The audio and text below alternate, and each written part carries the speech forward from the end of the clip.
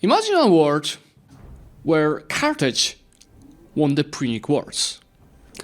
Imagine a world where Carthage, a bit later, either got dismantled by the upcoming barbarians and nations around.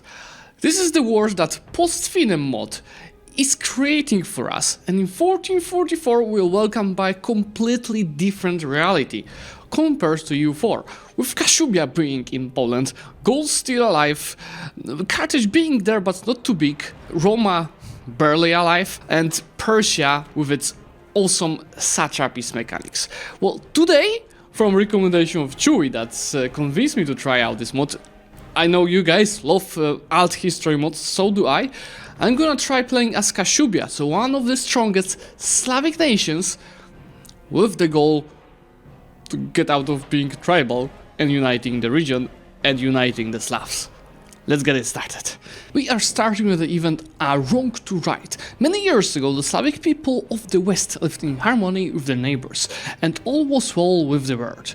Peace was upheld until the meddling of the Danes and the Saxons, who, intent on creating empires of their own, brutally invaded Pomerania, capturing the Slavic holy site of Ruzhana. So it's all about right now on regaining the great temple of Światowit. The question is, how are we gonna do that if there's Denmark with 18 ships? Well, we've got 18 by ourselves, so if we just beat a bit more, that should not be a big of a problem to defeat them. But I want to walk through the whole Kashubia in general. We've got a government that is called semi-feudal tribe, and that's Królestwo. Why, as for our ideas, we have Kashubian ideas, which is translated through faith, fort defense, fort maintenance, garrison size, stab cost, a diplomat, religious unity, advisor cost, addition to enemies, missionary strength, and diplo rep. Nothing special, but you'll see that we have 2 from neighbor nations at tech 10 and tech 15 coming, and from what I've seen, our beautiful mission tree might allow to do even more than that. One of the missions, the most important one, is about retaking Rugen, so I'm gonna definitely aim on that. Then taking Pomerania, having 2 generals and force limit, that's probably my first focus as is the easiest. And taking care of Wielka Lechia as well as Kraków. So we have a big army at start. So we focus first on establishing rivals. The Wielka Lechia and Kraków are not that big, so I cannot rival them. But I can do that on Saxony. I can do that on Bulgaria, which is here in the east. And I could do, maybe not Macedonia, but I could do that on Sweden. As for the estates, so we see that we are starting with corrupt clergy, which is giving us some nasty modifiers.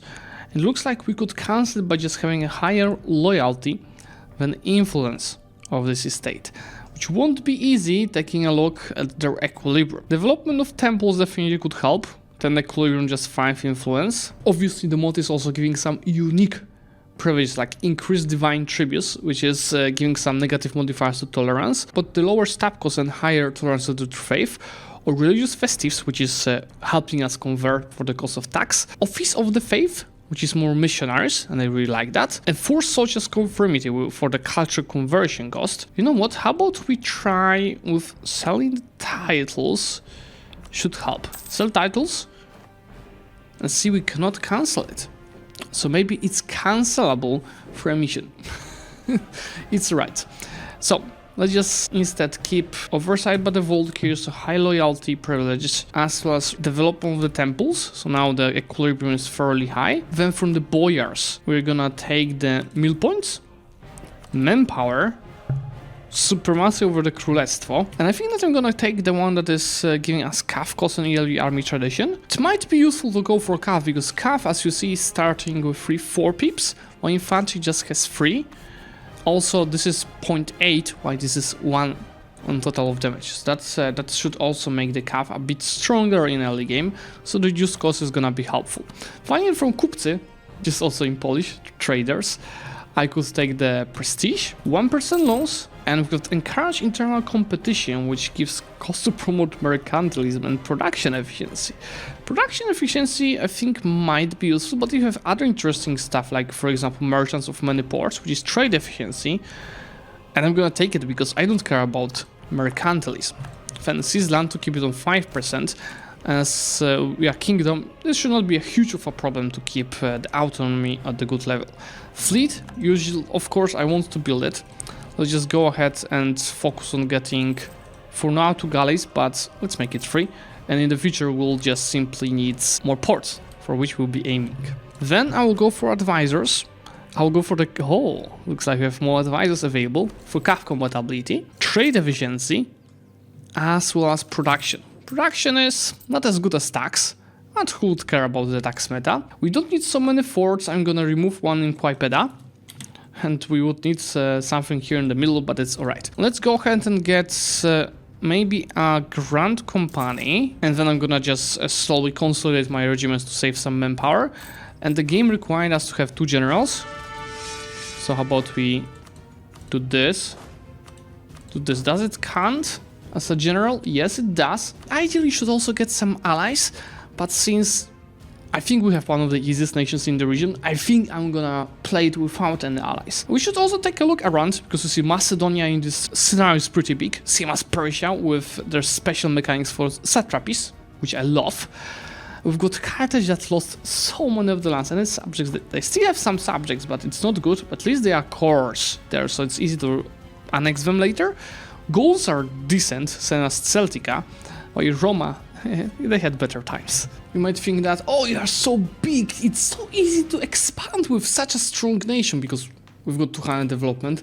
Well, nothing close to that, because when you take a look at our modifier, disorganized tribal structure, we get plus 50% province war cost and minus 25% admin efficiency. So it's gonna be much harder to expand.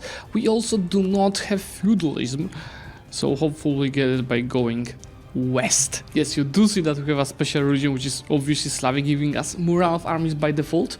But what kind of bonus it's giving once I get favor, we'll get there soon, because first you gotta prepare for the war. And with the troops recruited, it's the new Slavic power, which gives me claims all around here. Looks like I did manage to ally Thuringia, which is here, but it should be fairly easy even with them included. Looks like calling these 3 provinces is 100 mana, so we can go ahead and boost the stability. I'll also focus on admin, since I have a higher skill mill, same for the air, and I think expansion is gonna be important. I just noticed that there is an HRE, which is called Italian Federation. Oh wow! This is so epic! I gotta play as Rome next time. I'm looking at the number of the troops that each have, and I'm just gonna simply attack other nations while sitting down these guys, because there's no time to waste. I can go ahead and declare on Pinsk, which will get me into war with Krakow as well. I'll take a general, which is gonna get me over the limit, but I need 3 generals. What I can do? Attacking Krakow. Aha. If it were with either Lech or Krakow, I get the claims. The claims all around here. Super useful. I think I'm gonna take provinces from both at the same time. I just know this is 40 EE for these 3 provinces because of my modifiers. That's mostly because it's of different religion, of Germanic. So it's gonna be some EE on Germans. But if I conquer now provinces that are Slavic, I'll just get EE on the Slavic. So actually that setup of the religions that is around here is Ost-Germanic, Punic, Hellenic, Druidic, Tengri, Zoroastrian, Arabic, and Animist Norse. This split is allowing us to probably fairly nicely manage the AE. It looks like Krakow is not that cheap. I could only take 1 province if I wanted to. I'm just gonna break the relations with Silesia, and I'm gonna deal with them a bit later. So because of that, I'm gonna immediately attack Silesia. I'm just a bit worried I might not have enough admin mana to deal with all of it. So as you see, Slavic religion works very similar to Protestant, except you don't really get a second temporary bonus like for them. And we have CAF compatibility, for example, but I will focus on AE impact at the start, so I can now freely pinch out Pinsk. I can't even fully annex them in one war, but that AE impact definitely helps.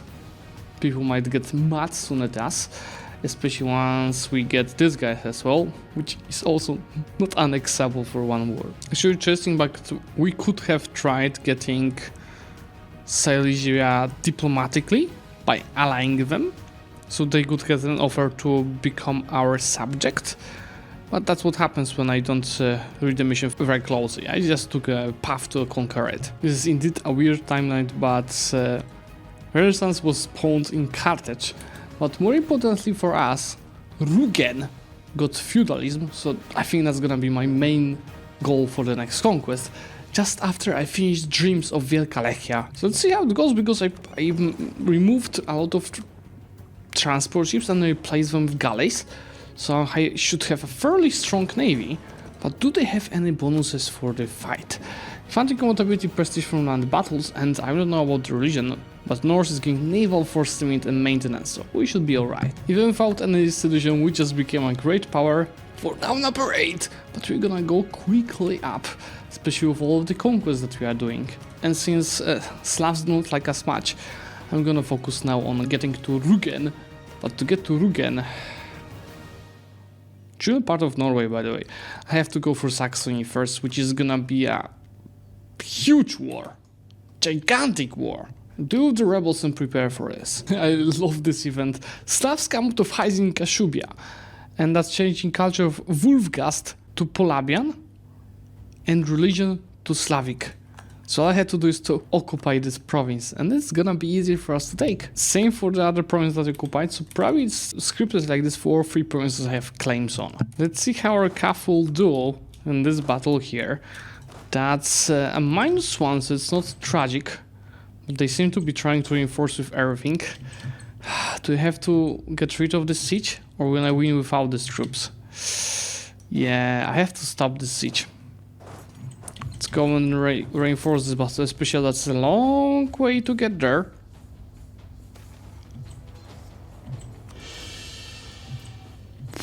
We barely won that, but look at the losses.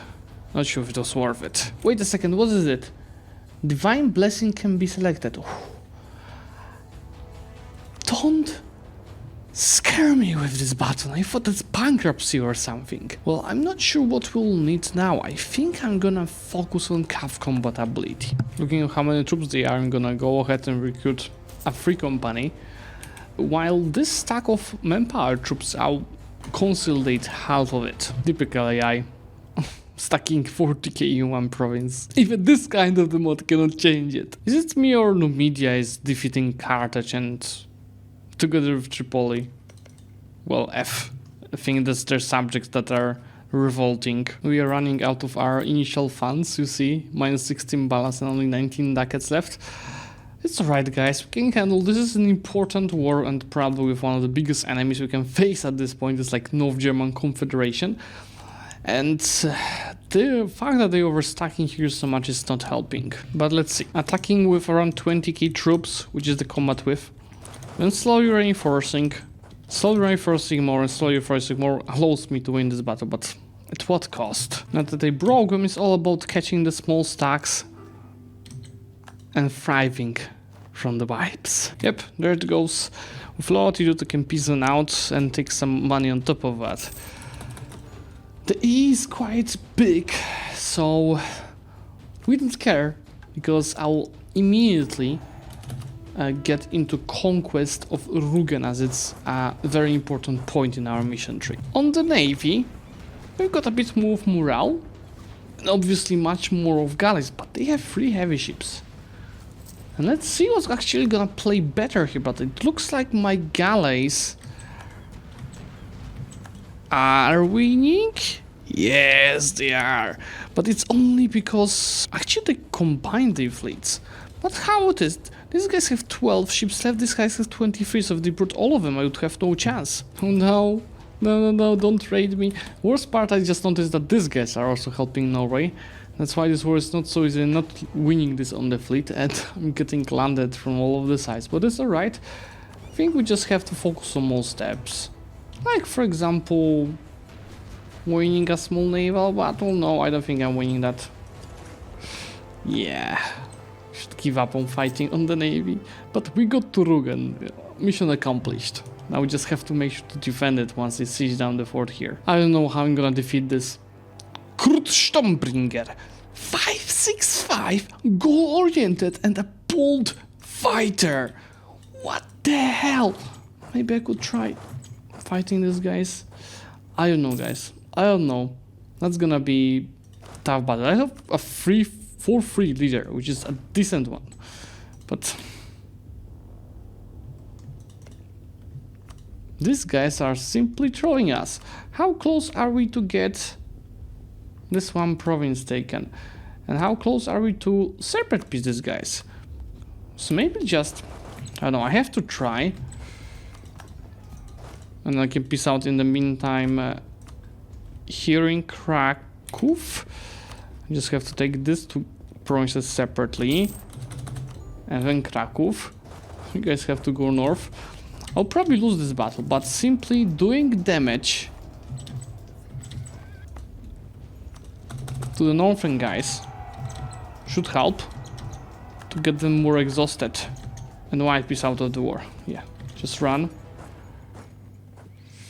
Oh boy, even more losses. But anyway, getting Krakow is giving me Protect Lechia, which is giving us 3 owned provinces in the Malolechia area. Will give basement power.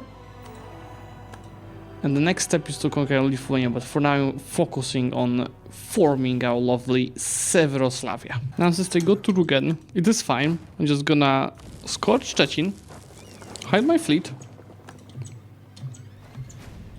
Come on. Let's end the start going to be on the 22nd of August. Okay. So now, most importantly, I separated the troops. Let's wait a month to recover our morale. And I'll go with everything at once because I'm anyway at the limit. Let's see, this is again probably gonna be a battle with more losses on our side, but since we are outnumbering them at last, if I have just to barely win, I'm winning that easily, and in exchange, they have nowhere to run away to. So, I now go to Rugen. Of course, they had to siege down. Go to Rugen and wipe these boys. By the way, this guy's without an army. Goodbye. And with the war goal taken, I think we might even have a chance on piecing them out. Because they're on medium attitude and that's gonna be a lot of wars. Yep, there we go. Barely. But Rugen is retaken into hands of the Slavs. And we need to develop it up to 12 to make it work. Well, it is in a state already. Let's just turn off the edict. 13 death, let's do the mill points. Retake Różana gives me for 5 years local grid project upgrade cost minus 75%. But this would mean that it will cost me 267 ducats. That's what I'm gonna get in exchange. Monthly dedication to Światowit. You know what, I don't need it right now. Or actually I could do it already. So I have just to accept Polabian culture. I'll cancel Podlasian and I'll take Polabian as an accepted culture instead. I'm gonna click this, then click this. What's this mission giving? Polabia will be released as a subject in all mainland provinces of the Vorten area. So all of this. They also get perma claims around. Or I keep them in my hands. I get prestige, I get perma claims for myself. That's what I'm gonna do. Now, shall we take a loan and start improving this? As you see, Age of Discovery has the base bonus as normally, but there's a bonus for Swabian shipyards, which is the gas in Iberia. There's one for Saxon forests, then there's one for Macedonian Military Academy and Persian diplomats. How the other great projects are looking? So here we've got Volyn Temple, we've got Riesger Turm, we've got Huszcz Castle. This looks just so nicely. Here in the east we've got Koktengri Outpost. This looks nicely. Uppsala Temple. Falunk, okay, that's the normal one. Denawirki. Lunenburgan Castle. Irminsul. The Seren City. That's a nice picture. Dosiovis. Arisha Castle. Etc, etc. What is in Athens? Of course, Parthenon, but also Seat of the Archon. Because feudalism, a bit late, but better than never. I think, because I'm not only thinking about forming... Oh! I didn't know that. I would have save for that a bit earlier, because that was absolutely worth it. I just got rid of the negative modifiers. You probably also need the feudalism and then admin mana. With this prepared, I'm gonna go attack Galicia, which allow me to take Silesia as well, but I apparently do not have claims. Let's build one. Now with this decision taken, I can start really expanding. Should have approached that probably a bit different if I knew it works like this. And that gives me mission Rule Silesia, which is infantry combat ability, as well as more of the claims. And taking this one province, so Pinsk, should allow me to take Land of the Rus, which is gain Pinsk as an accepted culture, United Severoslavia. That gives me claims on Yugoslavia region, and I think, why would I get claims on Yugoslavia region? Well, this is Yugoslavia region. So that's super useful, especially, okay, I had to core these provinces now and form Severoslavia, and then we go after United Slavic people. I think that with these borders, we're in a perfect state to go ahead and form Severoslavia. Yes, please. That is an interesting color, could be pride there, but it's alright. And new ideas, more of armies for defense. This is also perfect, that flag. Yearly prestige, trade efficiency, construction cost, tolerance to the true faith, culture conversion cost and time, attrition to enemies, reform progress growth, and the end production efficiency. That's also a bunch of new missions that we have unlocked, like Volhynian campaign with morale of armies and permaclaim of Slavic culture group provinces. So there's a couple of permaclaims that we're having. And guys, if you want me to continue this video in part 2 to fill the whole Severoslavia mission tree, let me know by liking it, and obviously subscribe to the channel to get notified about this video. While in the meantime, you should really try this mod because it's really awesome, and obviously Chewie and his crew make an awesome job creating it. Link to the mod is in the description. Bye!